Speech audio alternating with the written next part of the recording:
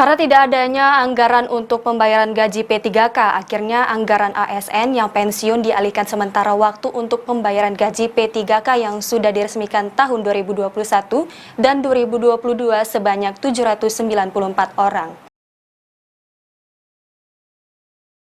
Dijelaskan Kepala BPKAD Oku Timur, Agus Parhimali, untuk membayarkan gaji P3K di Oku Timur akan mengalihkan anggaran dari ASN yang pensiun. Untuk membayar gaji P3K, hasil rekrutmen 2021 dan 2022 sebanyak 794 orang. Pemkab Oku Timur harus mengeluarkan anggaran dana 56 miliar rupiah. Selain itu, untuk sistem penggajian P3K sendiri, Pemkab Oku Timur juga akan menerapkan crash gaji atau pembagian gaji tidak dihitung pas ada spare 2,5%. Jadi terkait penggajian P3K ya, jadi kita ini kan sebetulnya di 2021 itu kita sudah mengangkat sebanyak 87 orang.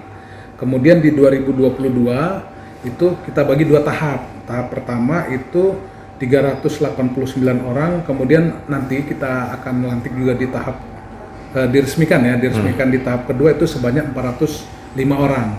405 orang ini kenapa dia bertahap? Karena memang penetapan dari P3K itu sendiri, seleksi dari pusat itu memang bertahap. Jadi yang lulus tahap pertama itu sudah dilantik 389, kemudian yang siap juga diresmikan itu 405. Jadi total di tahun 2022 ini sebanyak 794 orang. Kemudian kemarin dari PSDM dan Dignas menyampaikan bahwa Aji, PAL TV.